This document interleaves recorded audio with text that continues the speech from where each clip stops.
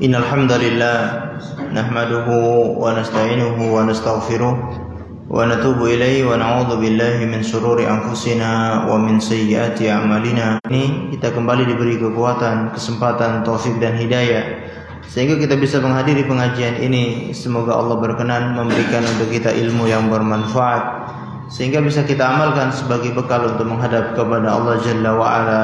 Amin ya rabbal alamin. Salawat dan taslim semoga tetap tercurahkan kepada junjungan kita Nabi besar Muhammad sallallahu alaihi wasallam, juga kepada seluruh keluarganya, para sahabatnya dan umatnya yang setia mengikuti tuntunannya sampai hari kiamat. Ma'asyiral muslimin wal muslimat, azani Allah wa iyyakum.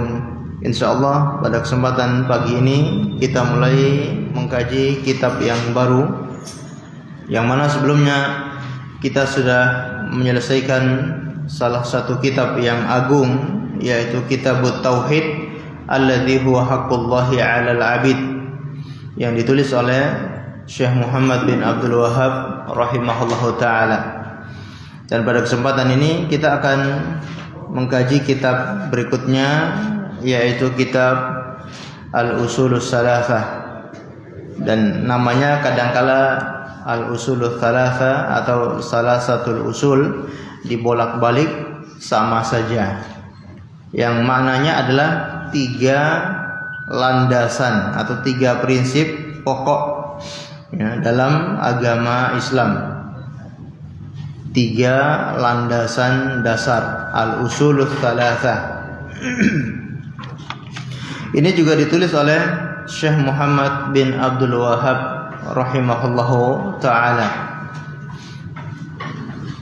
Dan 3 landasan ini perkara yang sangat penting, harus dipelajari dan dipahami oleh setiap kaum muslimin.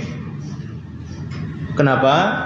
Karena 3 landasan inilah yang akan ditanya seseorang di dalam kubur. Seorang di dalam kuburnya akan ditanya tentang 3 perkara ini, yaitu man rabbuka wa ma dinuka wa man nabiyuka. Siapa Tuhanmu, apa agamamu, dan siapa nabimu. Sebagaimana banyak sekali hadis-hadis yang menerangkan hal demikian. Di antaranya hadis yang panjang yang diriwayatkan oleh sahabat Al-Barra ibni Azib radhiyallahu anhu.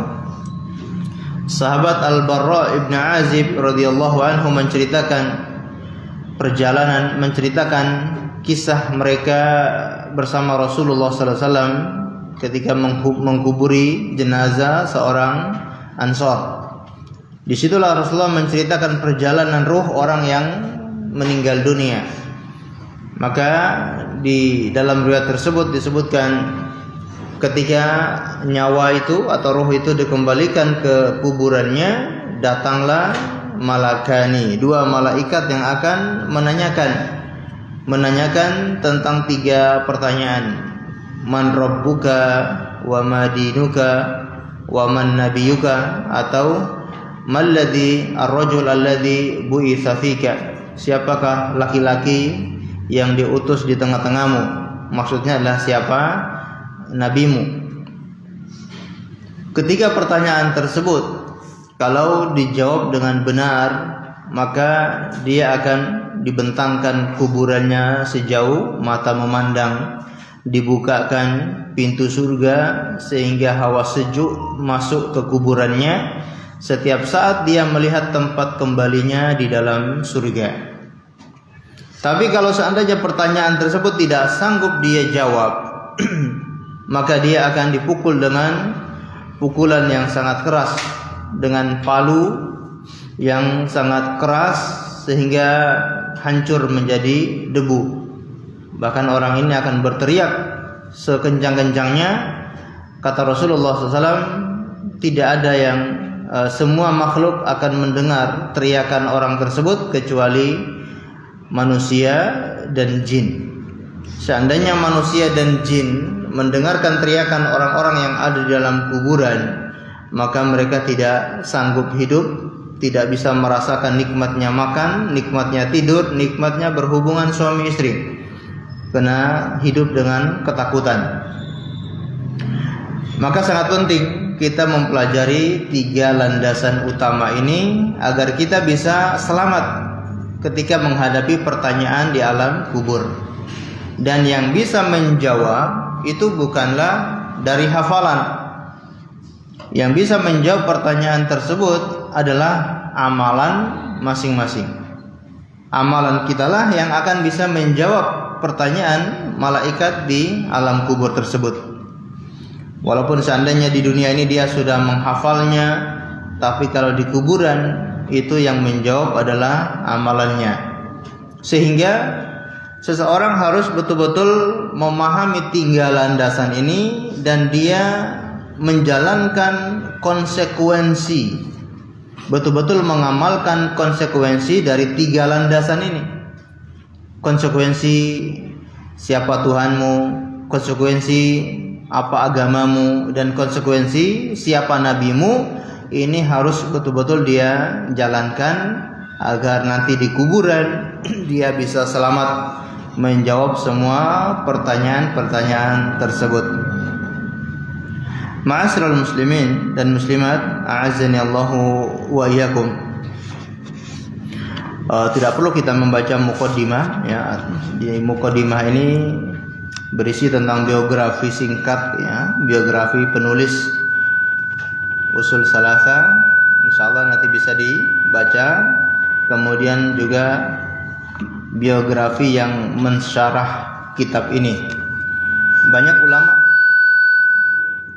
yang mensyarah kitab ini. Salah satunya adalah Syekh Utsaimin rahimahullahu taala. Buku yang kita pegang ini adalah syarah penjelasan kitab Ushul Tsalatsa yang ditulis oleh Syekh Muhammad bin Shalih Al-Utsaimin rahimahullahu taala. Matannya ya, buku aslinya itu Ushul Tsalatsa, tapi buku asli itu dijelaskan, disyarah oleh Syekh Utsaimin rahimahullahu taala. Maka di sini ada biografi Syekh Muhammad bin Abdul Wahhab dan juga biografi Syekh Muhammad bin Shalih Al-Utsaimin rahimahullahu taala. Langsung saja kita membaca apa yang ditulis oleh Syekh Muhammad bin Abdul Wahhab dalam kitabnya Ushul Tsalatsa ya, yaitu kitab 3 landasan utama. Bisa dibaca dari Bismillahirrahmanirrahim.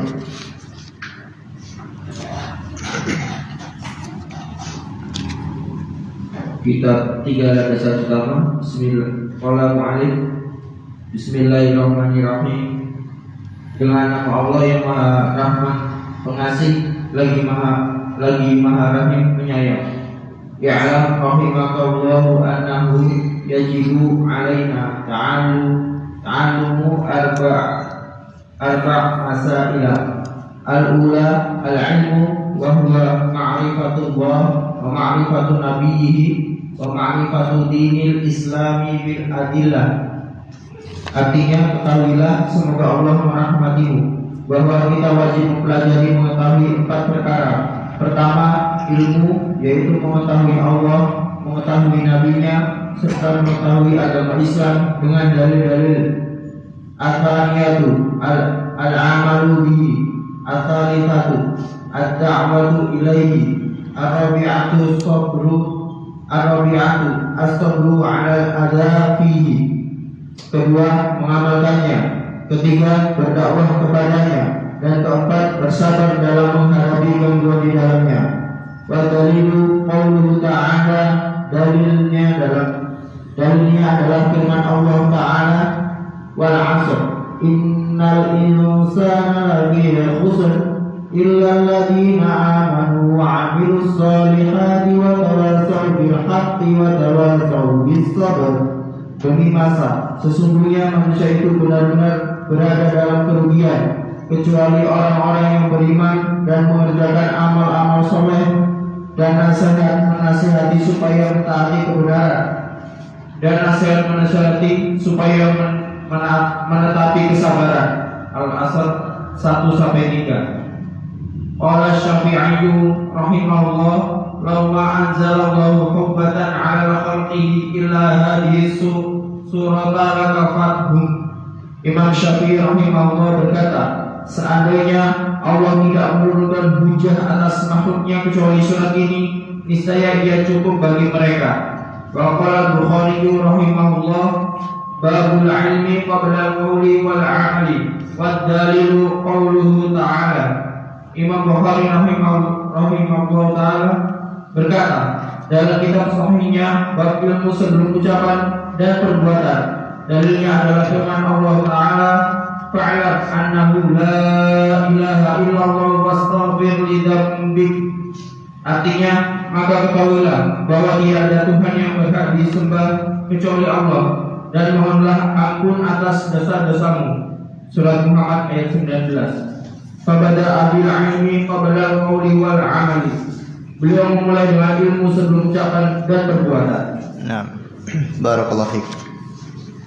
Syekh Muhammad bin Abdul Wahhab rahimahullahu taala mengawali bukunya ini Usul Salasa dengan kalimat Bismillahirrahmanirrahim, yaitu kalimat basmalah. Tujuannya untuk meneladani Al-Quran, mengikuti sebagaimana yang ada di dalam Al-Quran.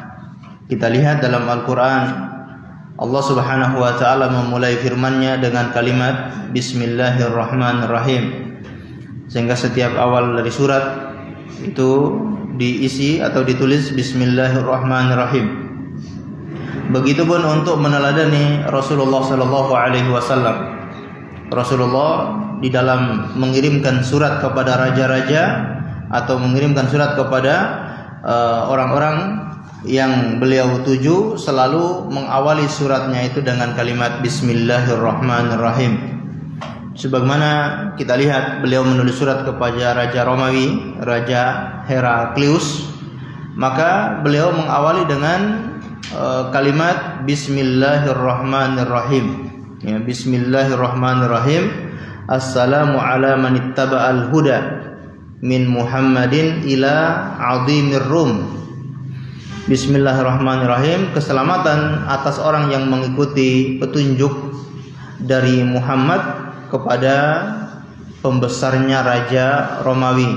Aslim taslam. Masuklah Islam, maka engkau akan selamat. Dan begitulah surat-surat beliau yang lain diawali dengan kalimat Bismillahirrahmanirrahim. Kalimat Bismillahirrahmanirrahim, ya, yaitu Bismi, diawali dengan kalimat Ba, yaitu Bi. Bi itu kalau kita terjemahkan dalam bahasa Indonesia itu artinya dengan. Namun kalau dalam bahasa Arab, Bi itu maknanya tidak cuma satu, tapi maknanya sangat banyak, ya. Maka di kalimat Bismillah ini para ulama menyebutkan sekurang-kurangnya ada dua makna ba yang ada di dalam bi ini. Makna yang pertama, bi maknanya adalah isti'anah. Makna ba di sinilah untuk memohon pertolongan. Bismillah dengan nama Allah artinya dengan memohon pertolongan kepada Allah. Jadi seseorang ingin memulai sesuatu, dia terlebih dahulu memohon pertolongan kepada Allah. Bismillah, dengan memohon pertolongan kepada Allah saya melakukan sesuatu. Kalau di sini konteksnya adalah buku atau tulisan, maka Bismillahirrahmanirrahim, dengan memohon pertolongan kepada Allah saya menulis buku ini.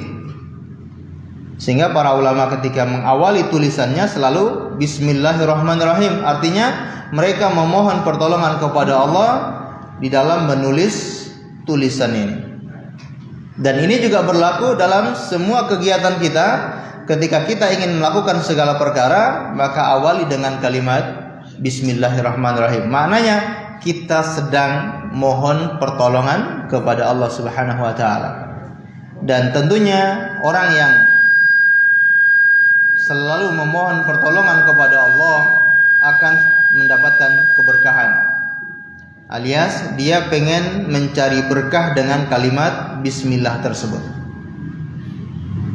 Karena orang yang membaca bismillah, dia sedang bertawassul dengan Allah Subhanahu wa taala atau dengan nama-nama Allah. Dia sedang bertawassul dengan nama-nama Allah, dan kita diperintahkan untuk selalu bertawassul dengan nama-nama Allah. Walillahil asmaul husna fad'uhu biha. Dan Allah itu memiliki nama-nama yang baik, nama-nama yang husna, maka berdoalah dengan nama-nama tersebut. Jadi orang ketika melakukan perbuatan dia membaca bismillah, dia sedang ngalap berkah dengan kalimat tersebut. Bahkan dalam hadis ya, yang dibawakan oleh Syekh Utsaimin dalam syarahnya ini, kullu amrin dzibalin la yubda'u fihi bismillahi fahuwa abtar. Walaupun hadis ini diperbincangkan oleh para ulama, namun maknanya benar. Setiap perkara penting yang tidak dimulai dengan bismillah, maka ia akan terputus. Terputus dari apa? Terputus dari berkah dan kebaikan. Yang kalimat setiap perbuatan yang tidak dimulai dengan bismillah, maka dia akan abtar, terputus dari keberkahan. Baik, ini makna yang pertama. Ba di sini untuk minta pertolongan, isti'anah. Ba yang kedua maknanya lil musahabah, untuk menyertai, untuk menyertai.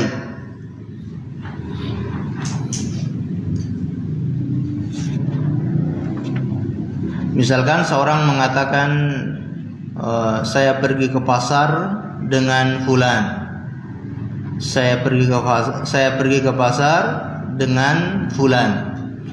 Nah, fulan ini apa? Orang yang menyertai dia pergi ke pasar. Ya. Saya pergi ke pasar dengan fulan. Nah, musahabah, menyertai, alias dia sertakan bismillah ini di dalam segala perbuatannya. Bismillah itu dijadikan temannya, dijadikan sahibnya di dalam segala perbuatan dia.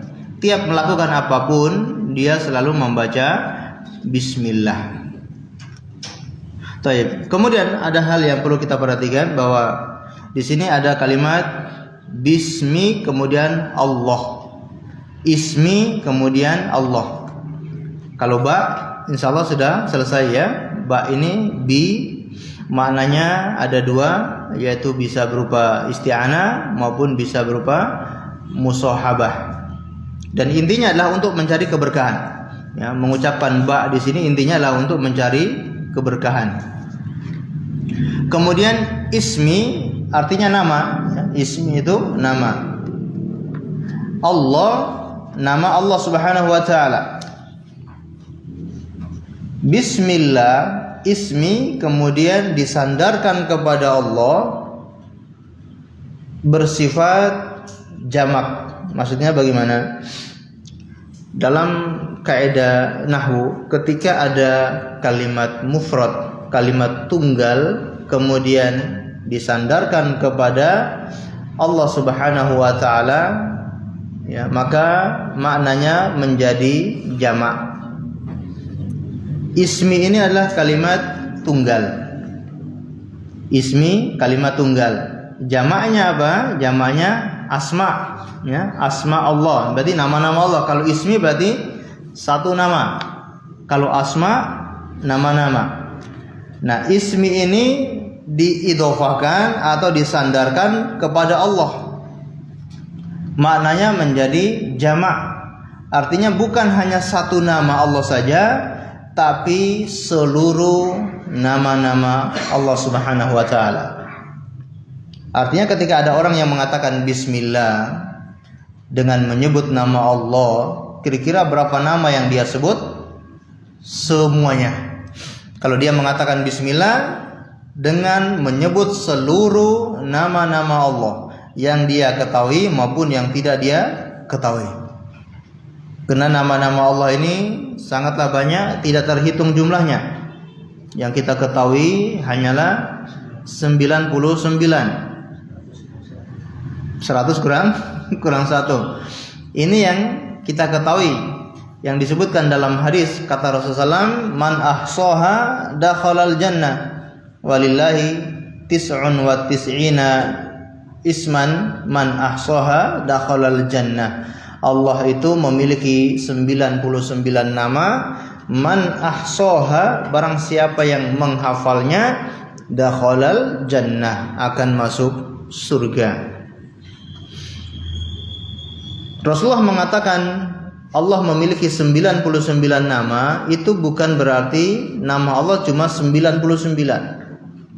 Tapi Rasulullah mengatakan itu untuk minimal barang siapa yang menghafal 99 itu, nama yang barang siapa menghafalnya akan masuk surga, yaitu ada 99. Tapi selain daripada itu ada nama-nama Allah yang lainnya. Maka kita lihat dalam sebagian doa Rasulullah sallallahu alaihi wasallam, beliau mengatakan Allahumma inni as'aluka bikulli ismin huwa lak. Ya Allah, sesungguhnya aku memohon kepada semua nama-namamu, sammaita bihi nafsak, yang engkau beri nama untuk dirimu, au anzaltahu fi kitabik, atau nama-nama itu yang engkau turunkan di dalam kitab-kitabmu, au allamtahu ahadan min khalqik, atau nama-nama itu yang engkau ajarkan kepada salah satu dari hamba-hambamu, au istasarta bihi fi ilmi ghaibi indak, atau nama-nama yang engkau simpan, engkau sembunyikan di dalam ilmu gaibmu. Berarti masih ada nama-nama Allah yang lain yang tidak diajarkan oleh Allah kepada manusia. Kapan diajarkannya? Nanti di hari kiamat Allah ajarkan kepada Rasulullah, maka Rasulullah menggunakan nama-nama itu untuk memuji Allah sebelum Rasulullah meminta syafaatul uzma. Di saat itulah Allah mengajari Rasulullah semua nama-nama Allah yang tidak diajarkan di dunia ini, dipakai oleh Rasulullah untuk menyanjung dan memuji Allah dengan pujian-pujian yang sangat banyak. Kemudian Allah berfirman, ya Muhammad, irfa ra'sak, wahai Muhammad, angkatlah kepalamu, bangkitlah, mintalah sesuatu engkau akan diberi, mintalah syafaat engkau akan diberi syafaat. Taib. Jadi nama-nama Allah itu sangat banyak, ada yang kita ketahui, ada yang tidak ketahui. Barang siapa yang membaca bismillah, dia sedang memohon pertolongan, dia sedang bertawassul dengan seluruh nama-nama Allah Subhanahu wa taala. Maka orang itu akan diberkahi. Setiap perbuatannya kalau diawali dengan bismillah, maka akan mendapatkan keberkahan karena dia sedang bertawassul dengan nama-nama Allah.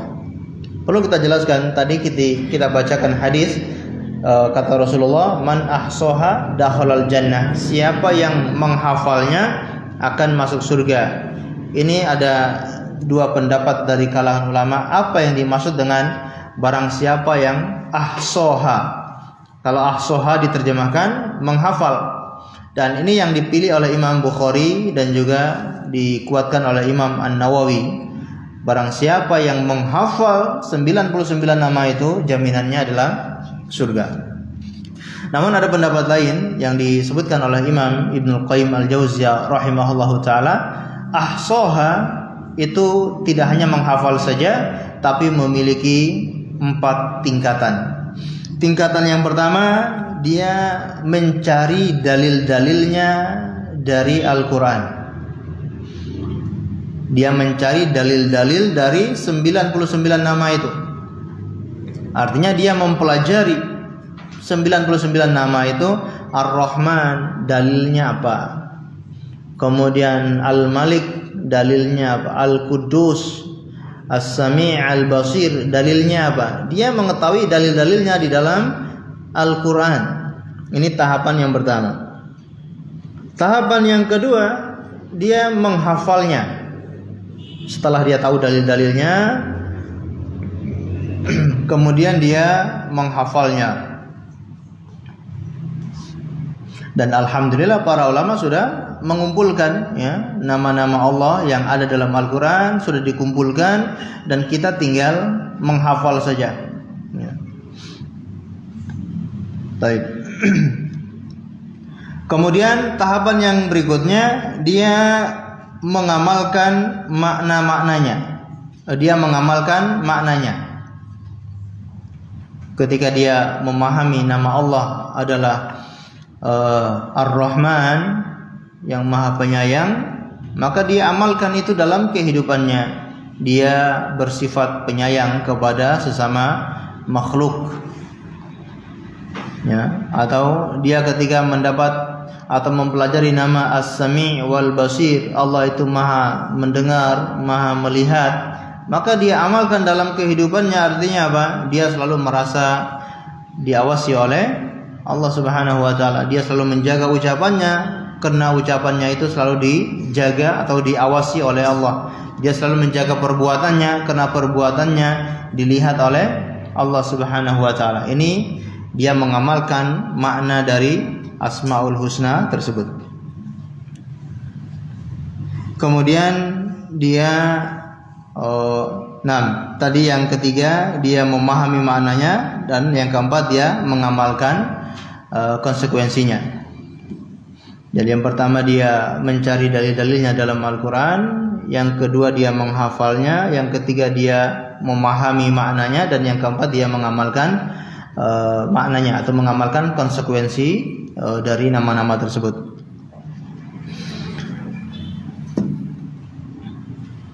Baik. Nah ini kaidah ya, rumus ketika mufrad itu idhofah ya, diidhofakan kepada Allah Subhanahu wa taala, maka atau diidhofakan kepada ma'rifah, maka maknanya adalah umum.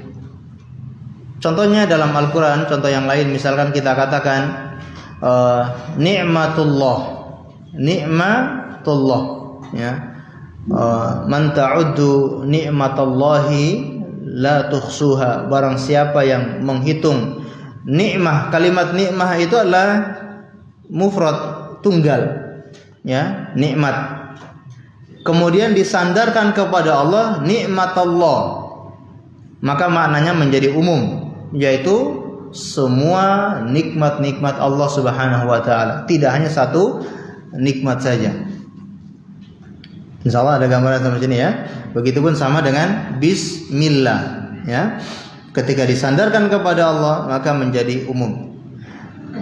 Kalimat Allah ya, kalimat Allah itu disebutkan oleh para ulama, sebagian berpendapat Allah itu ismun jamid, nama yang tidak ada asal usulnya. Memang dari sana ada nama Allah, tidak ada asal usul atau tidak ada asal katanya.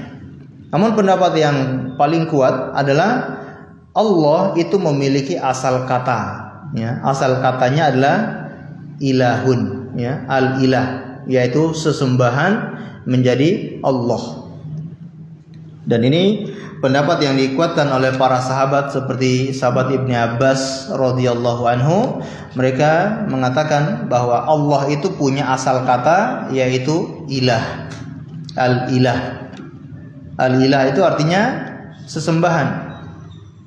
Sebagaimana kata sahabat Ibnu Abbas, Allah dzul uluhiyah.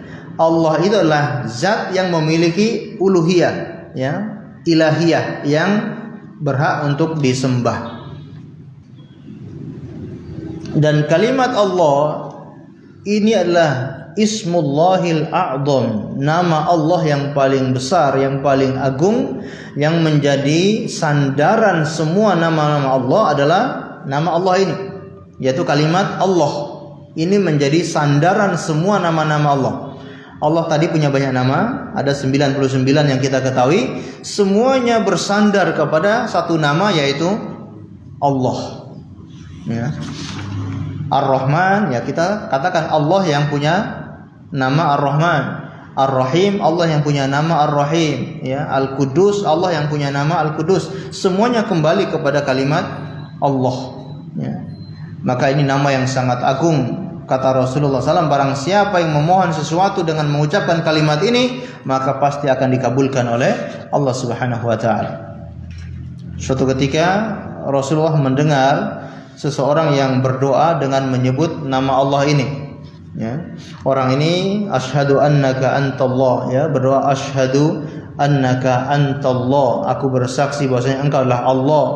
Didengar oleh Rasulullah SAW, maka kata salam, ya, dari mana kamu tahu nama Allah yang paling agung ini? Barang siapa yang berdoa dengan menyebut nama Allah yang paling agung ini, maka akan dikabulkan oleh Allah Subhanahu wa taala. Baik. Mengenai kalimat Allah ini ada beberapa perkara yang perlu kita perhatikan, ya. Yang pertama, Allah adalah nama Allah yang paling agung. Ya, ini poin yang pertama, kalimat Allah adalah nama Allah yang paling agung.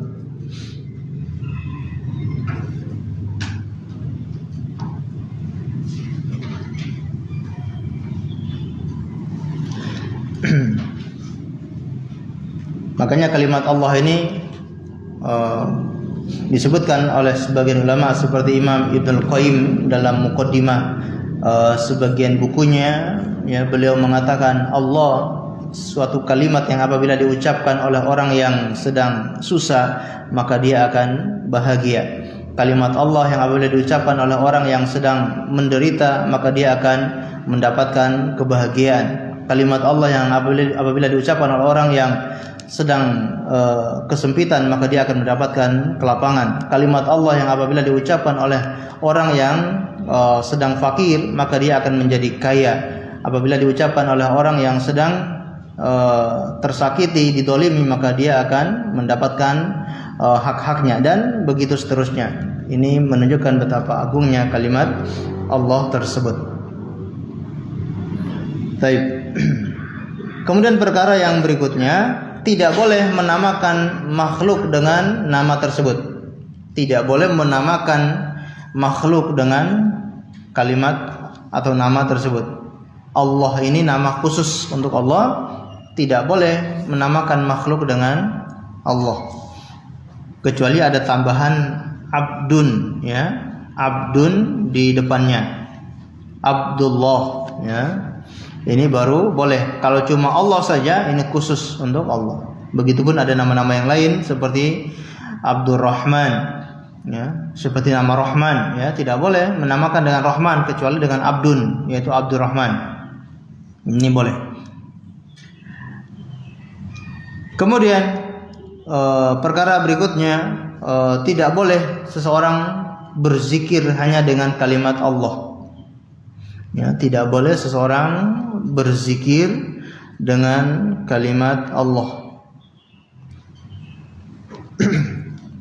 Ya, Allah, Allah, Allah. Ini tidak bisa dipakai buat zikir. Ini karena kalimat yang tidak sempurna, tidak sesuai dengan tuntunan Rasulullah SAW.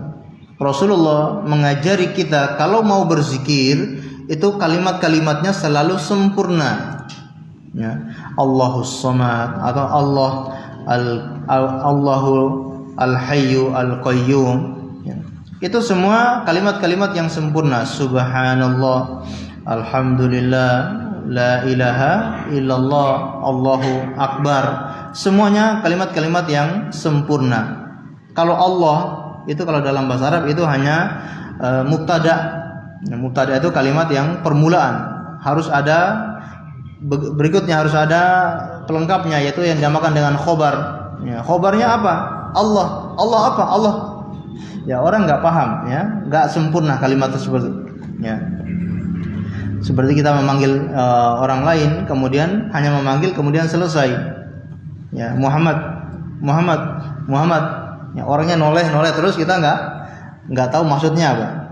Nah, Allah Subhanahu wa taala berzikir dengan kalimat-kalimat yang sempurna. Dan begitulah yang diajarkan oleh Rasulullah. Ya, subhanallah, ini kalimat yang sempurna.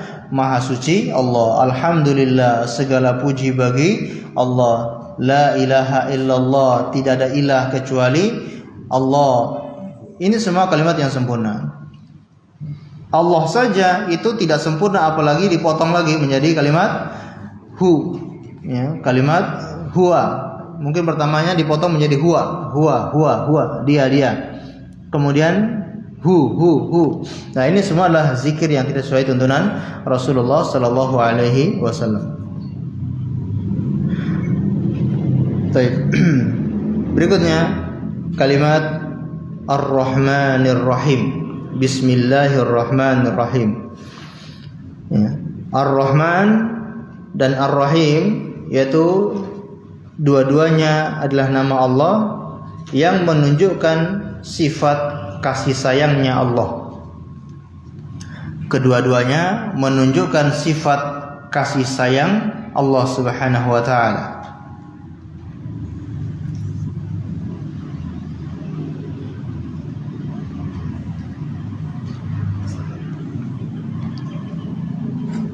Sebagian ulama mencoba membedakan antara Ar-Rahman dan Ar-Rahim.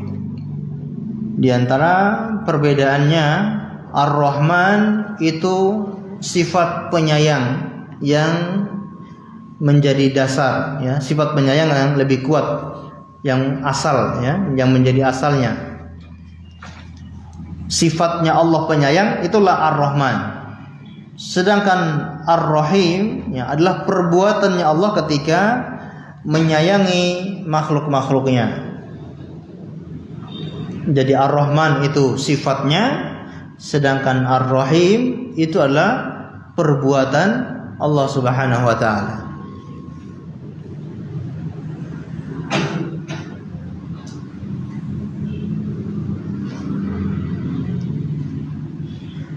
Sebagian menamakan atau membedakan lagi, ya, Ar-Rahman itu sifat kasih sayang Allah yang mencakup segala sesuatu. Kasih sayang Allah yang mencakup semua makhluk-makhluknya.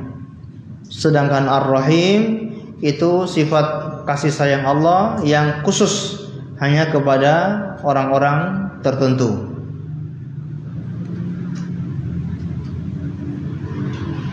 Sebagaimana Allah berfirman, wa kana Allahu bil mu'minina rahima. Dan Allah Subhanahu wa taala itu kepada orang-orang yang beriman itu Rahim, penyayang. Nah, itu Allah gunakan kalimat Rahim. Sedangkan Ar-Rahman itu kasih sayang Allah berlaku untuk seluruh makhluk, seluruh hamba-hambanya, tanpa terkecuali semuanya mendapatkan kasih sayang Allah Subhanahu wa taala. Sebagaimana Allah berfirman, Ar-Rahmanu 'alal 'arsy istawa. Yang Maha Penyayang itu berada di atas arsy, bersemayam di atas arsy. Allah menggunakan kalimat Ar-Rahman, ya, Maha Penyayang berada di atas arsy. Al-arsy makhluk Allah yang paling besar. Sebagaimana pernah kita pelajari di kitab Tauhid. Ya, masih ingat di akhir-akhir pembahasan kitab Tauhid kita membacakan hadis yang mengatakan betapa luasnya arsy Allah Subhanahu wa taala. Langit dan bumi dibandingkan dengan kursi itu bagaikan cincin yang dilempar di padang pasir.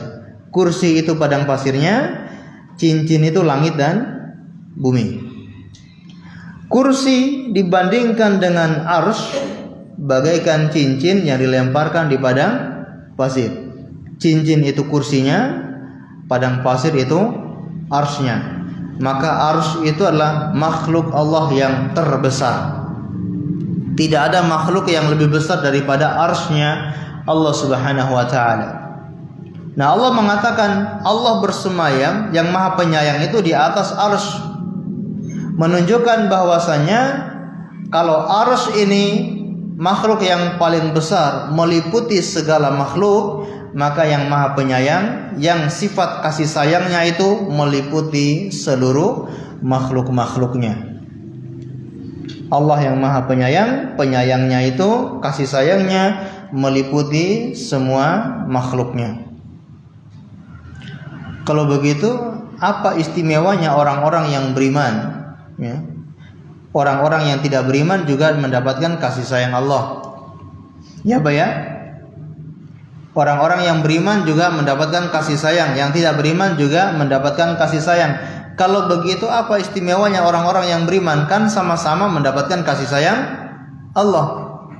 Orang-orang yang beriman mendapatkan kasih sayang secara khusus, mendapatkan kasih sayang di dunia dan juga kasih sayang di akhirat. Tapi kalau orang-orang yang tidak beriman hanya mendapatkan kasih sayang di mana?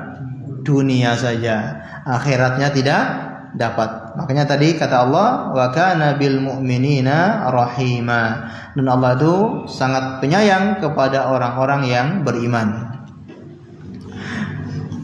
Baik. Ini kalimat Ar-Rahmanir Rahim, ya, yang Maha Penyayang, yang Maha Pengasih lagi Maha Penyayang. Baik. Kemudian di sini Syekh Muhammad bin Abdul Wahhab rahimahullahu taala mulai membuka tulisannya dengan i'lam rahimakallah annahu yajibu alaina ta'allumu arba'i masail. I'lam, ketahuilah, maksudnya beliau mengingatkan kepada orang-orang yang membaca bukunya ini, kepada kita sekalian, ketahuilah rahimakallah, semoga Allah merahmatimu. Ini bukti kasih sayang para ulama kepada murid-muridnya, kepada generasi-generasi setelahnya. Mereka selalu mendoakan rahmat, keberkahan kepada orang-orang yang membaca buku mereka ini. I'lam, ketahuilah. Nah, kalimat ketahuilah inilah perintah untuk belajar, perintah untuk berilmu. Sebagaimana Allah Subhanahu wa taala juga memerintahkan kita untuk berilmu, ya. Fa'lam annahu la ilaha illallah. Ketahuilah bahwasanya tidak ada ilah yang berhak disembah kecuali Allah Subhanahu wa taala. I'lam, ketahuilah. Kalau kita lihat di dalam penjelasan Syekh Utsaimin rahimahullahu taala, beliau membagi ilmu itu ada 6 tingkatan. Yang pertama al-ilmu, yang kedua al-jahlu, yang ketiga al-jahlul murakkab, yang keempat al-waham, dan yang kelima asyak, dan yang keenam az-zon. Ya. Ini tingkatan ilmu, tingkatan pengetahuan yang ada di dalam di dalam otak seseorang. Ketika orang itu mengetahui secara sempurna, itulah yang dinamakan dengan ilmu. Kalau dia di dalam otaknya dia mengetahui secara sempurna, maka itulah yang dinamakan dengan ilmu. Dan ilmu ini bisa didapatkan dengan ada namanya ad-daruri, ada juga dinamakan dengan at-tajribi, ya, atau an-nadhari. Bisa dinamakan dengan daruri, ilmu yang pasti, yang dari sananya tidak ada siapapun yang terhalangi kecuali dia harus tahu tentang perkara itu. Ini namanya ilmu ad-daruri. Yang kedua ilmu an-nadhari. Seseorang baru mengetahui setelah dia melakukan pembelajaran, setelah melakukan penelitian, baru dia mendapatkan ilmu yang sempurna. Contohnya apa? Ilmu yang tanpa dipelajari orang pasti tahu. Contoh, kalau api itu panas, ini tanpa dipelajari di bangku kuliah manapun, orang akan tahu kalau namanya api itu panas. Nah, ini ilmu yang daruri. Begitupun manusia sebetulnya mereka itu sudah dilengkapi ilmu tentang Allah Subhanahu wa taala. Walaupun mereka tidak mempelajari, sebetulnya kalau dia masih lurus dengan fitrahnya, dia akan tahu Tuhannya itu siapa, yang menciptakannya itu siapa, yaitu Allah Subhanahu wa taala. Tapi kadang-kala manusia dilencengkan oleh orang-orang yang ada di sekitarnya, oleh lingkungannya, oleh masyarakatnya, sehingga pemahamannya menjadi keliru. Tapi kalau sesuai fitrahnya, dia akan tahu siapa penciptanya, yaitu Allah Subhanahu wa taala. Ini doruri. Adapun nadhari, yaitu ilmu yang dia sudah pelajari, kemudian baru dia tahu pasti, oh kebenarannya seperti ini dan seperti itu, kenyataannya seperti ini dan seperti itu. Seperti kita yang kalau ditanya tentang di mana letak tempat Gria Muslim Thayyib. Nah, kita yang sudah pernah ke sini sudah tahu, kita dalam benak kita betul-betul kita ilmu tentang tempat tersebut karena kita sudah tahu sesuai dengan kenyataannya. Ketika dia mengatakan kepada orang tempatnya di sini, maka itu sesuai dengan ilmu. Karena dia sudah tahu tempat tersebut. Berbeda dengan orang yang belum pernah ke sini, tiba-tiba dia ditanya tentang di mana letak tempat Gria Muslim Thayyib. Maka dia mungkin masih ragu-ragu atau dia mengatakan dengan perkataan yang tidak sesuai kenyataannya. Oh, tempatnya ada di mana di Jawa Tengah misalnya. Nah, ini malah menyesatkan orang. Dia nggak tahu tempatnya di mana, tapi pura-pura atau sosok tahu. Nah, ini malah berbahaya. Jadi yang pertama adalah ilmu, yaitu seorang betul-betul mengetahui dengan pasti sesuai dengan kenyataannya. Yang kedua dinamakan dengan al-jahlu, ya, atau al-jahlul basit, ya, yaitu jahil yang ringan, bodoh yang ringan. Bodoh yang ringan itu adalah ya dia nggak tahu apapun ketika ditanya, ya, di mana letak tempat ini. Kalau dia tidak tahu, dia katakan saya tidak tahu. Nah, ini namanya orang yang bodoh karena dia tidak punya pengetahuan tentang tempat tersebut. Nah, tingkatan berikutnya adalah jahlun murakkab, ya, bodoh kuadrat, jahil kuadrat. Orang yang tidak tahu tapi pura-pura tahu. Nah, sok tahu. Ketika ditanya di mana tempat ini, dia tidak tahu tapi dia pura-pura menjawab. Maka orang itu dinamakan jahlun murakkab karena dengan jawaban tersebut bisa menyesatkan orang lain. Ini kalau dalam urusan alamat, ya. Urusan alamat saja itu bisa menyesatkan orang, ya. Mungkin dia nggak tahu di mana alamat rumah ini, misalkan dia nggak tahu tapi dia pura-pura nunjuk ke arah situ. Oh iya, coba ke arah sana. Nah, ini namanya jahlun murakkab. Gimana kalau dalam urusan agama? Gimana kalau dalam urusan ilmu syar'i? Dia tidak punya ilmunya tapi tiba-tiba dia menunjukkan orang, kamu kerjakan ini, kamu zikir ini, kamu baca ini. Gimana orang akan tersesat dari jalan Allah Subhanahu wa taala. Jadi kenapa para ulama itu penting membahas tingkatan-tingkatan ilmu itu, ada ilmu, ada jahal, ada jahlun murakkab, agar kita harus waspada. Yang keempat adalah al-waham, yaitu pengetahuan terhadap sesuatu dengan adanya kemungkinan berlawanan dengan yang lebih kuat. Itu namanya al-waham. Jadi tidak tahunya lebih kuat daripada tahunya. Kalau dugaan, ya, dugaan, nah ini pengetahuannya lebih banyak daripada tidak tahunya, itu namanya dugaan. Tapi kalau waham itu kebalikan dugaan, yaitu ketidaktahuannya lebih banyak daripada tahunya. Kemudian asyak, syak itu berarti tengah-tengah, ragu-ragu. Ragu-ragu itu tidak tahu dengan tahu, itu 50-50. Kemudian azon itu tahunya lebih banyak daripada tidak tahunya. Nah, ini yang seringkali ada pada diri kita, yaitu namanya dzon.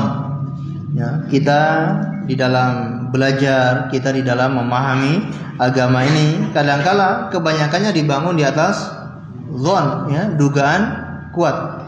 Ya, kecuali ilmu-ilmu yang pasti seperti sholat 5 waktu. Ketika antum ditanya apa hukum sholat 5 waktu, ya pasti itu ilmu atau dzon? Ilmu, ya. Apa hukumnya orang menjual kulit hewan kurban? Contoh, ya, apa hukumnya orang menjual kulit hewan kurban? Nah, antum menjawabnya ilmu atau dzon? Ya, kadang-kala masih pakai dzon, ya. Karena kata ulama ini begini, kata ulama ini begini, ini namanya dzon. Kalau ilmu itu sudah pasti. Dan dzon ini tidak semua satu level, tapi ada dzon yang betul-betul mendekati ilmu, ya. Namanya ghalabatidz dzon, ya, dugaan sangat kuat. Jadi sebagian ulama itu memberikan fatwa walaupun dengan pendapat dia karena tidak ada dalil, tapi ini menggunakan dugaan yang sangat kuat. Dia mendeteksi dalil-dalil, mendeteksi hadis-hadis, kemudian baru dia menyimpulkan satu fatwa.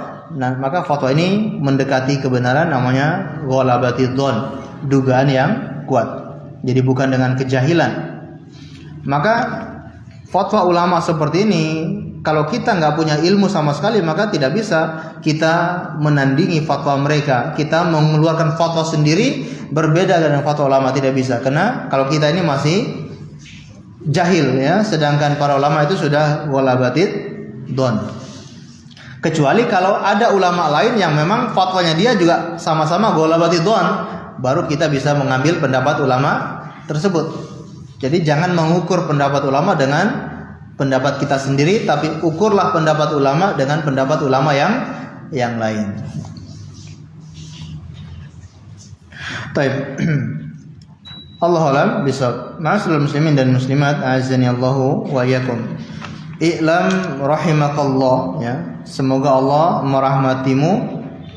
Annahu yajibu alaina, bahwasanya wajib untuk kita. Ini hukumnya wajib. Wajib apa kira-kira?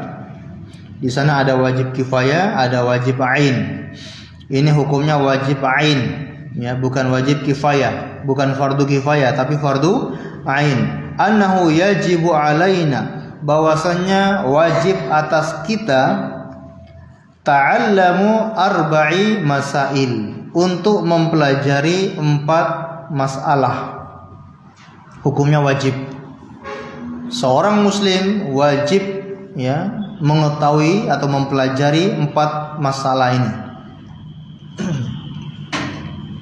Dan ini Syekh Muhammad bin Abdul Wahhab mengingatkan kepada kita kewajiban, salah satu kewajiban kita ini yaitu mengetahui perkara-perkara ini. Al-ula al-ilmu. Perkara yang pertama adalah ilmu. Kita wajib mengetahui tentang ilmu. Ilmu apa yang wajib dipelajari? Ilmu apa yang wajib diketahui? Wa huwa ma'rifatullah wa ma'rifatu nabihi wa ma'rifatu dinil Islam bil adillah.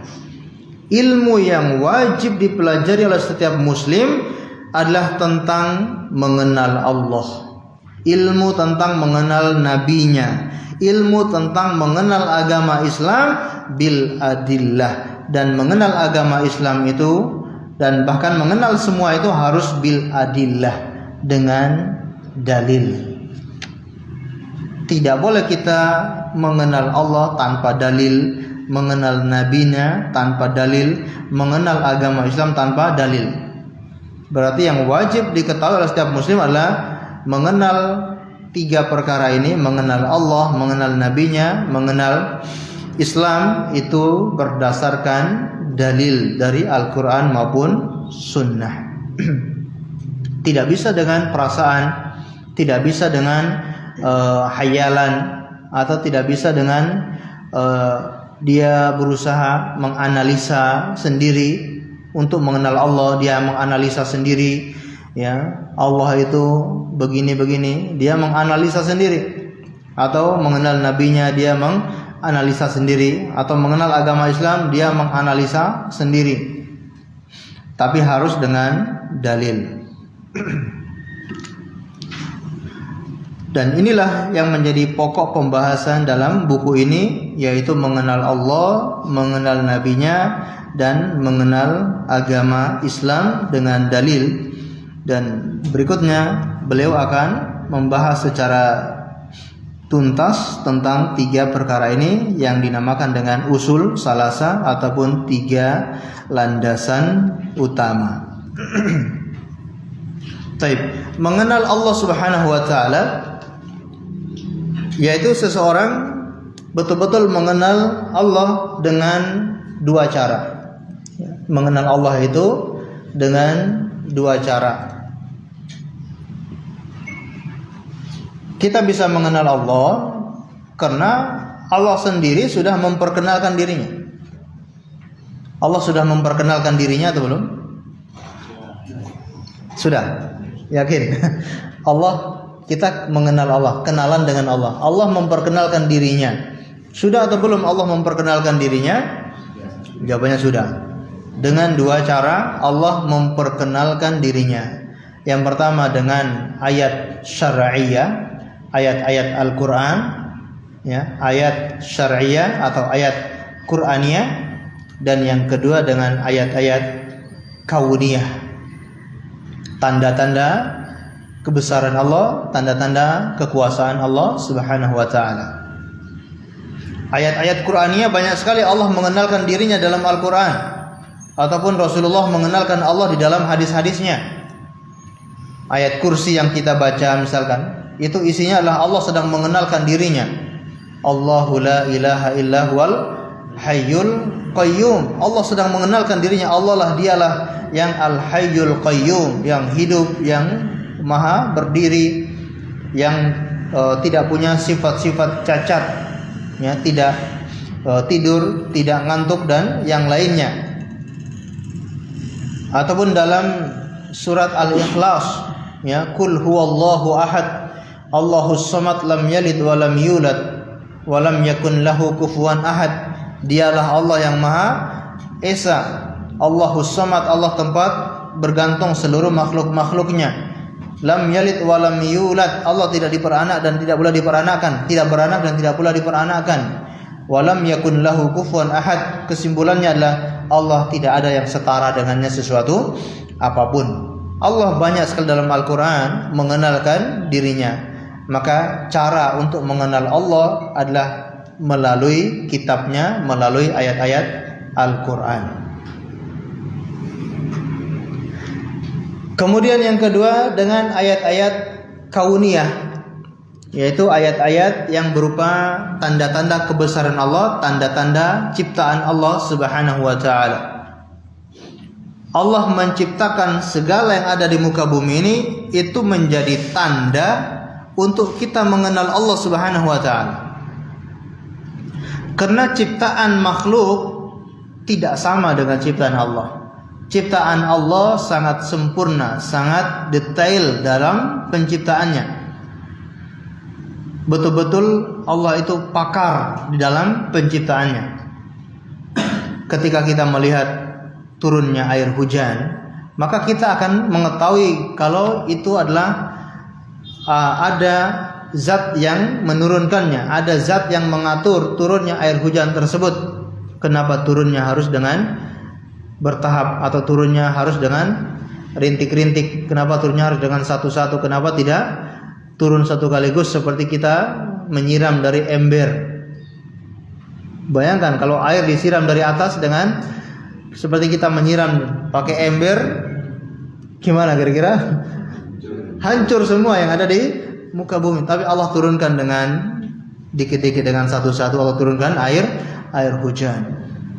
Dengan mengetahui itu kita akhirnya mengenal, berarti ada zat yang mengatur itu semua, sehingga kita bisa tahu itulah Allah Subhanahu wa taala.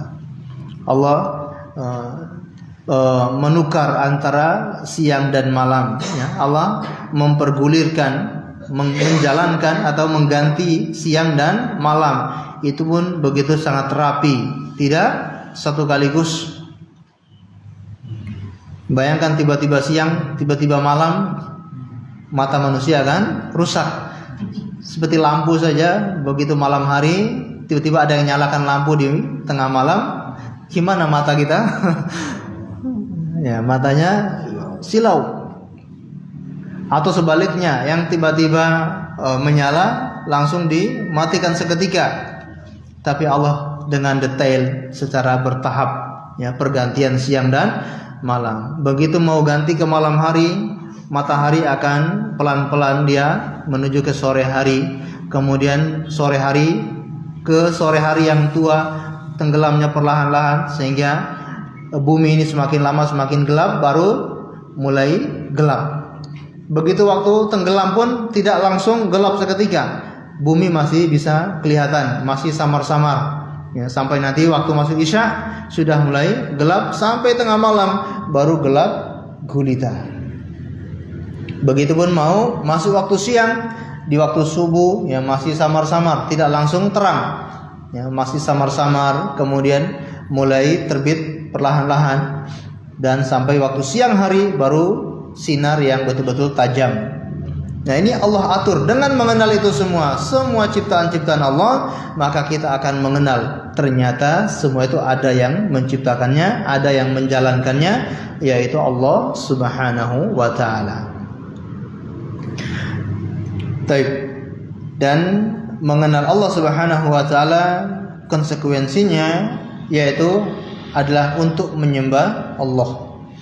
Tidak hanya mengenal Allah kemudian selesai sampai di situ, tapi setelah kita mengenal alam ini ada yang menciptakannya, kita mengenal ada Tuhan yaitu Allah Subhanahu wa ta'ala, maka ada konsekuensinya, yaitu kalau begitu sembahlah Allah saja, jangan sembah yang lain.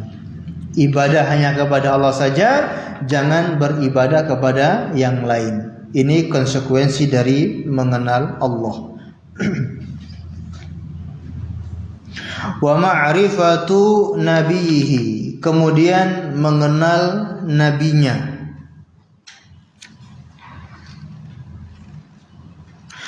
Mengenal nabinya, mempelajari kehidupan Rasulullah sallallahu alaihi wasallam, mempelajari semua tentang beliau. Dengan demikian kita bisa menjadikan beliau sebagai uswatun hasanah. Tapi kalau tidak mengenal nabinya, bagaimana mungkin kita bisa menjadikan beliau sebagai uswatun hasanah? Karena Rasulullah itu adalah seorang hamba yang betul-betul dinamakan hamba. Begitupun para nabi, ya, seorang hamba yang betul-betul menjadi hamba. Mungkin sering kita terangkan ini, ya, seorang hamba yang betul-betul menjadi hamba. Karena kita ini kadang-kala namanya saja hamba, tapi perbuatan kita, perilaku kita belum tentu menunjukkan sebagai seorang hamba. Karena namanya hamba itu ya harus taat, harus tunduk, harus patuh dengan Allah Subhanahu wa ta'ala yang menciptakan kita. Dan Rasulullah berhasil menjadi hamba yang benar-benar hamba. Kita ini sok-sokan, ya, namanya hamba tapi tidak patuh dengan Allah Subhanahu wa ta'ala. Ibaratnya kita ini seorang budak, ya, masih suka melawan dengan majikannya, dengan tuannya. Ya, Pak, ya. Ibarat kalau budak itu, kita budak yang masih suka ngeyel, masih suka ngelawan dengan majikannya, dengan tuannya. Rasulullah itu budak yang betul-betul sangat taat dengan majikannya, dengan seorang hamba yang sangat taat dengan tuannya atau dengan Tuhannya, yaitu Allah Subhanahu wa ta'ala, tidak pernah ngelawan, tidak pernah membangkang. Nah, itulah yang patut dijadikan sebagai contoh, sebagai teladan dalam kehidupan kita. Dan Allah Subhanahu wa ta'ala menjelaskan ayat-ayat yang telah Dia turunkan itu melalui seorang manusia, yaitu para nabi. Allah tidak mengutus malaikat untuk menjelaskan ayat-ayatnya. Untuk menjelaskan Al-Quran, Allah tidak mengutus malaikat. Malaikat suruh ceramah di masjid, malaikat suruh khutbah Jumat, tidak. Tapi Allah mengutus manusia, yaitu dari kalangan Nabi, untuk menjelaskan Al-Quran ini, membacakan ayat-ayat ini kepada manusia. Maka kita perlu mengenal sosok yang diutus tersebut, karena semua ajaran Allah itu ada pada sosok tersebut. Kalau kita tidak mengenal sosok itu, maka kita sulit memahami ajaran Allah Subhanahu wa taala. Sehingga mengenal Nabi Muhammad, mengenal nabinya, konsekuensinya adalah menjalankan semua yang diperintahkan oleh Rasulullah, menjauhi semua yang dilarang oleh Rasulullah, membenarkan, mempercayai semua berita-berita dari beliau. Ini konsekuensinya, yaitu kita mentaati semua perintahnya, menjauhi semua larangannya, dan membenarkan semua berita-berita dari beliau. Karena berita-berita itu semua dari Allah Subhanahu wa taala. Rasulullah menyampaikan itu bukan dari hawa nafsunya, tapi dari wahyu. Wa ma yantiqu 'anil hawa in huwa illa wahyu yuha. Ya, tidaklah yang diucapkan oleh Muhammad itu adalah dari hawa nafsunya, melainkan wahyu yang diwahyukan.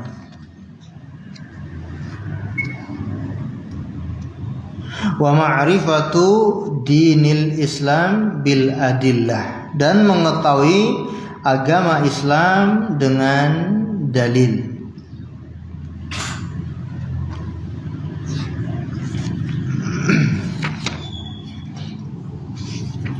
Baik. Konsekuensi dari mengetahui agama Islam, ya. Konsekuensi dari mengetahui agama Islam yaitu menerima semua ajaran-ajaran Islam tanpa pilah-pilih. Menerima semua ajaran Islam secara sempurna. Semua yang datang kepada kita dalam agama Islam maka wajib untuk diterima, wajib untuk diyakini dan diamalkan. Sebagaimana Allah Subhanahu wa taala berfirman, yaitu ya ayyuhalladzina amanu udkhulu fis-silmi kafah. Wahai orang-orang yang beriman, masuklah ke dalam agama Islam secara kafah, secara menyeluruh, alias tidak pilih-pilih. Semua ajaran Islam wajib untuk diterima dan diamalkan.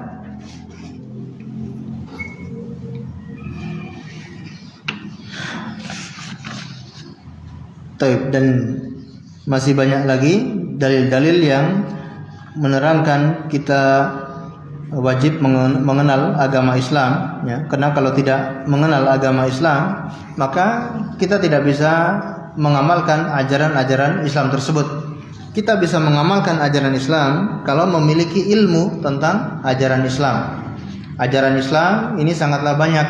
Ada yang sifatnya wajib, ada yang sifatnya sunnah, ada yang sifatnya hubungan antara seorang hamba dengan Allah, ada yang sifatnya hubungan antara seorang hamba dengan manusia, sesama manusia.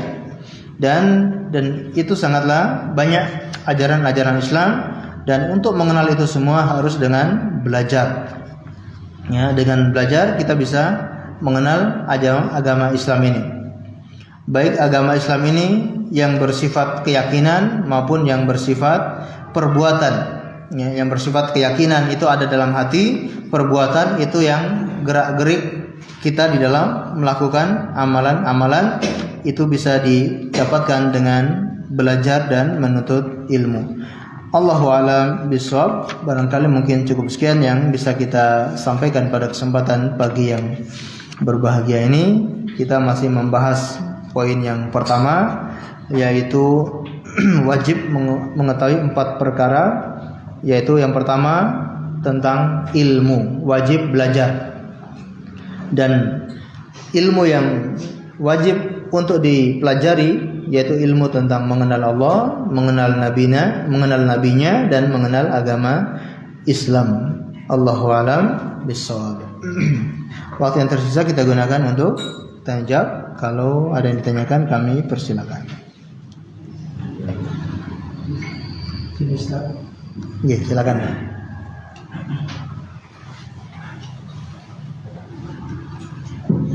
Assalamualaikum warahmatullahi wabarakatuh. Waalaikumsalam warahmatullahi wabarakatuh. Atas penjelasannya mengenai 3 prinsip pokok dalam ajaran Islam, kami ingin klarifikasi atau penjelasan tentang don. Don itu kan prasangka atau keyakinan kita cenderungnya memang di dalam hadis kursi kalau tidak salah itu dari Rasulullah menyatakan bahwa Allah itu tergantung don atau prasangka hambanya. Ini padahal kan dalam ajaran Islam kan sudah dijelaskan atau mungkin kita harus berkait harus yakin tadi terutama tentang memahami atau mengetahui atau ini maksud dari yang disampaikan tadi hadis tadi mohon penjelasan lebih jauh. Bagaimana kita menyikapi hal ini supaya kita tidak terjebak pada zon yang mungkin ke arah yang negatif atau mungkin ke arah yang syirik dan sebagainya. Terima kasih. Assalamualaikum warahmatullahi wabarakatuh. Waalaikumsalam warahmatullahi wabarakatuh. Baik. Ini hadis yang sahih ya. Dalam hadis qudsi kata Rasulullah, Allah berfirman, "Ana 'inda dhanni 'abdi." Aku itu berada di bawah prasangka hambaku.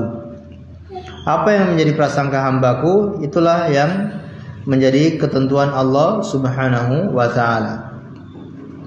Sehingga seorang itu diperintahkan untuk selalu berhusnudzon, selalu berprasangka baik kepada Allah Subhanahu wa taala.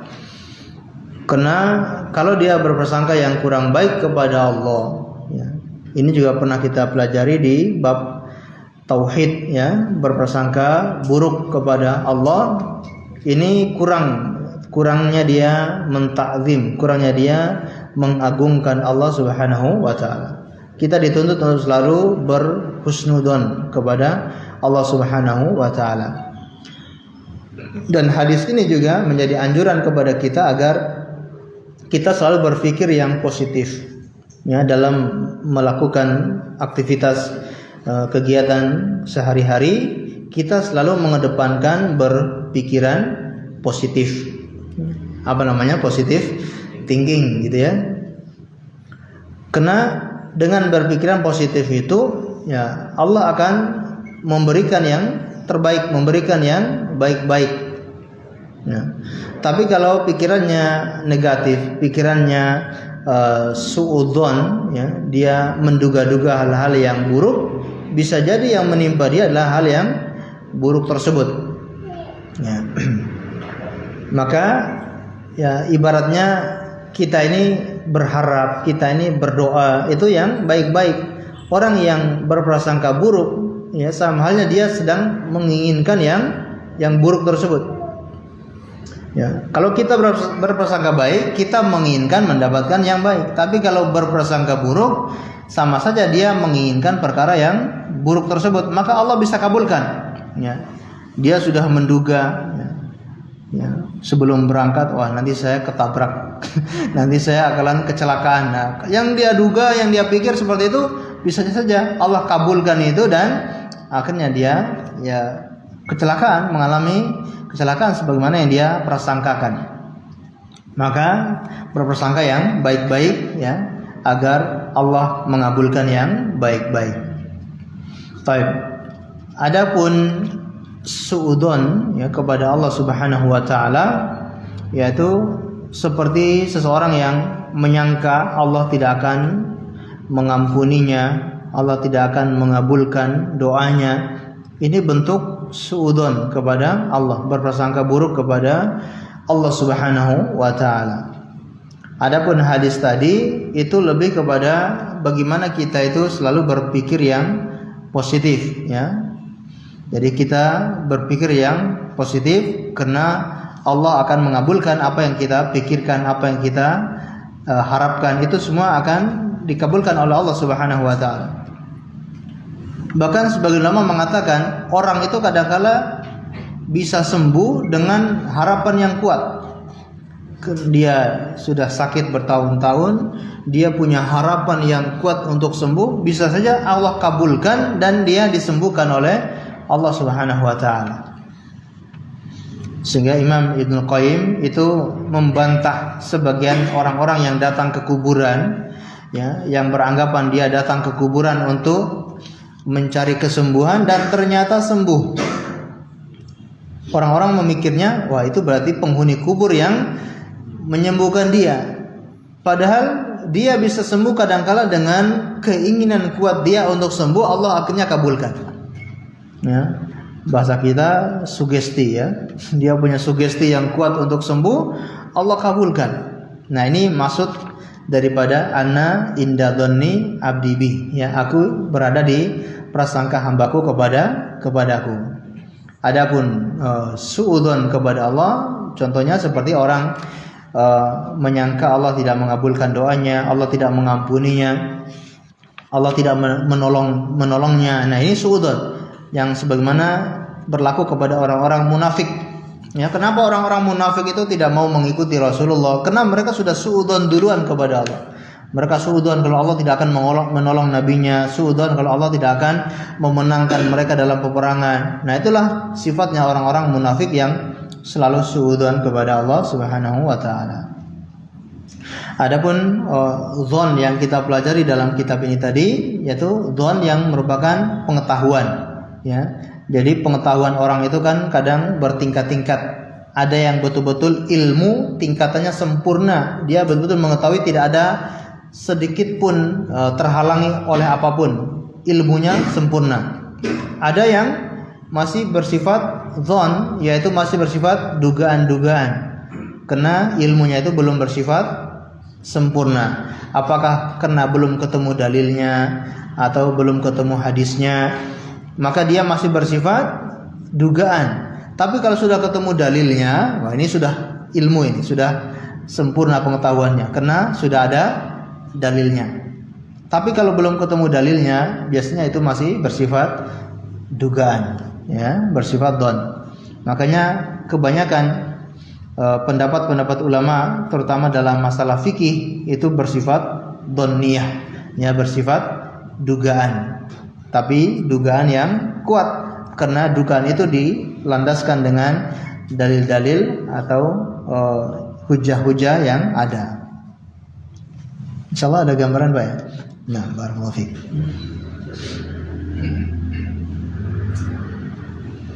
Oke, silakan.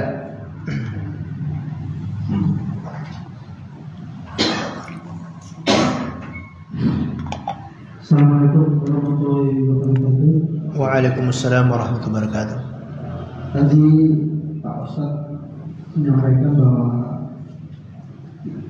tidak diperkenankan untuk menyebut nama Allah aja, ya. Kita tidak diperbolehkan untuk menyebut nama Allah. Namun yang terjadi di masyarakat ataupun di sekeliling kita pada saat kita menghadapi seorang yang sedang sakaratul maut, itu pihak keluarga atau saudara itu kan mestinya menyarankan untuk mengucapkan la ilaha illallah. Tapi ternyata kondisi si sakaratul maut ini nggak mampu. Jadi pihak saudara atau keluarga yang menyampaikan, sampaikan aja Allah aja, supaya barangkali si sakit ini bisa menyebut, karena sudah tidak mampu untuk menyebut la ilaha illallah. Bagaimana kita menyikapi hal seperti itu, Pak? Terima kasih. Nah, barakallahu fiik. Nah, itu yang menjadi persoalan, ya. Ketika sakaratul maut tidak dianjurkan untuk mengucapkan cuma Allah saja, karena hadisnya adalah lengkap. Kata Rasulullah SAW, laqinu mautakum la ilaha illallah. Jadi Rasulullah tidak mengatakan talkinkan orang yang akan meninggal di antara kalian dengan Allah, tidak. Tapi hadisnya itu laqinu mautakum la ilaha illallah. Talkinkan orang yang akan meninggal di antara kalian dengan la ilaha illallah. Nah, kalau ada orang yang kemudian berargumen, beralasan, ini kan dia tidak sanggup mengucapkan la ilaha illallah. Allah yang mengetahui. Allah tahu dia sanggup atau tidak sanggup. Kita kewajibannya mentalkinkan dengan kalimat la ilaha illallah. Terserah ketika dia sanggupnya seperti apa, itu kemampuan orang tersebut. Ya. Nanti orang beranggapan takut ketika dia sudah mengucapkan la ilaha meninggal. Tidak ada Tuhan. Allah yang Maha tahu, ya. Allah tahu niat orang tersebut ketika dia mengucapkan la ilaha itu seperti apa. Nah, itulah yang menjadi patokan niat orang tersebut yang ada di dalam hatinya, ya. Walaupun ketika mengucapkan cuma la ilaha saja kemudian meninggal dunia, itu tidak menjadi persoalan, ya. Tapi kalau ditalkinkan dengan Allah saja, sehingga orang yang akan meninggal ini pun hanya mengucapkan kalimat Allah, nah ini tidak benar, tidak sesuai dengan tuntunan Rasulullah SAW. Jadi jangan beralasan karena orangnya sulit mengucapkan, kemudian kita hanya memakai kalimat Allah saja, maka ini tidak sesuai, ya. Fattaqullaha mastata'tum, ya. Bertakwalah kepada Allah semampu kalian. Ketika kita mentalkin kemudian kemampuannya dia cuma sebatas itu, ya, fattaqullaha mastata'tum.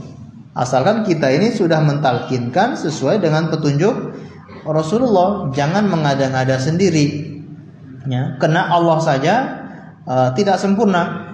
Tapi kalau dia sudah mengucapkan la ilaha, dia pengen meneruskan tapi sudah keburu meninggal dunia, Allah tahu apa niat daripada orang tersebut.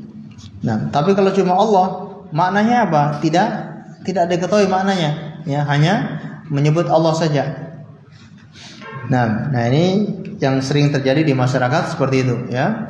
Jadi kita luruskan, kita berikan keterangan, penjelasan kepada masyarakat, talqin itu harus lengkap, ya. Karena hadisnya mengatakan demikian, dan hadis yang lain Rasulullah mengatakan mangkana akhiru kalamihi la ilaha illallah dakhalal jannah. Barang siapa yang akhir ucapannya adalah la ilaha illallah, dia akan masuk surga. Jadi jangan buru-buru pesimis, ya. Jangan buru-buru pesimis, dia tidak bisa mengucapkan. Bahkan orang yang sedang koma pun tetap kita talkinkan. Orang yang koma ini kan tidak bisa berbicara. Yang kita hanya tahu dia masih hidup mungkin dari itunya, dari layar, ya, dari layar jantungnya masih berjalan. Ya, ini bisa kita tahu dia masih hidup. Nah, sedangkan dia nggak bisa berbicara, tetap kita talkinkan dia karena dia bisa mengikuti dalam hatinya, ya. Jadi ibrohnya itu bukan di ucapan saja, tapi juga di dalam hatinya. Nah, Allahu a'lam bishawab.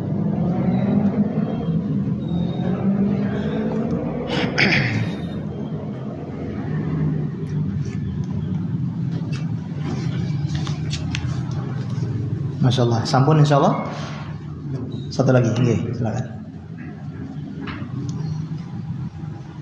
Terima kasih.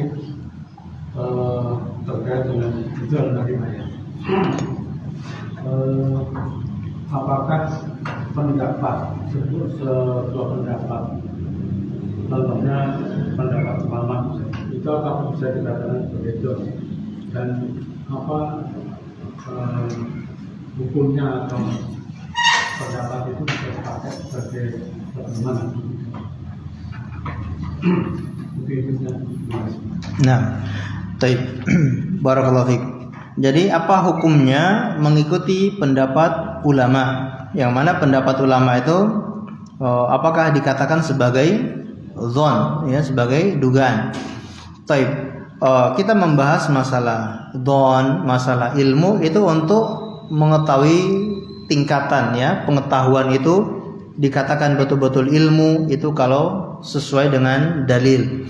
Tapi kalau tidak sesuai dengan dalil atau dalilnya belum ada, itu tingkatannya tidak sampai kepada ilmu. Namun para ulama berbeda, dugaannya para ulama dengan dugaan orang biasa itu tidak sama. Bahkan sesama ulama pun ada tingkatan tersendiri.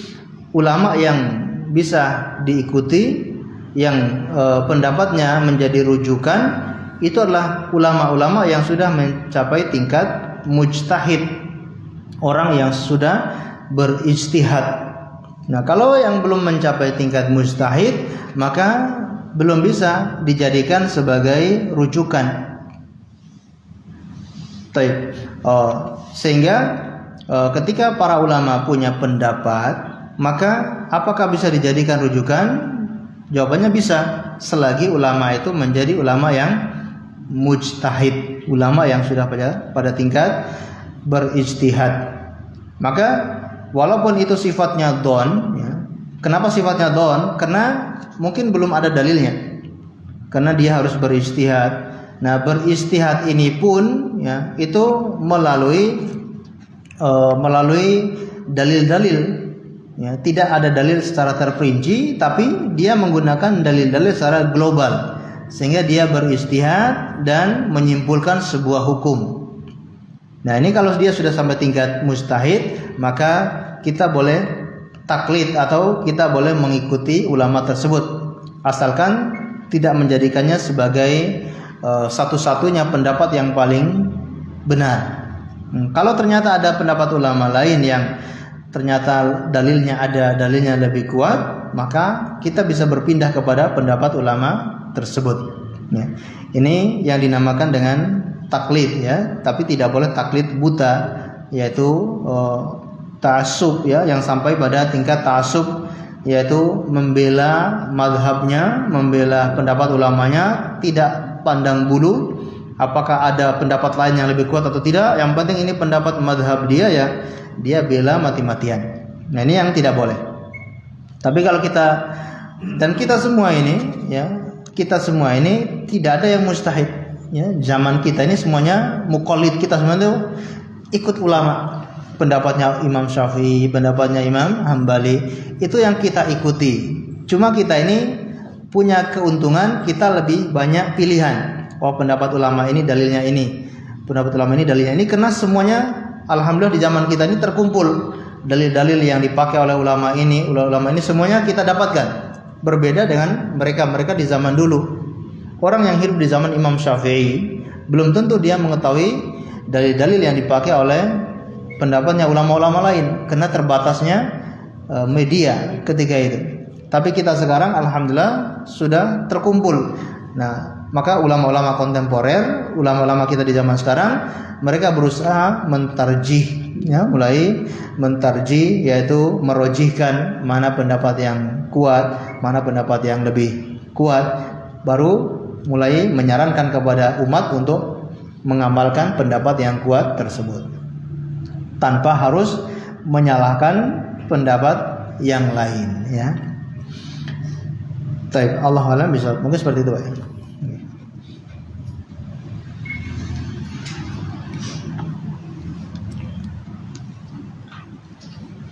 Kalau tidak ada, kita akhiri dengan membaca doa kafaratul majlis.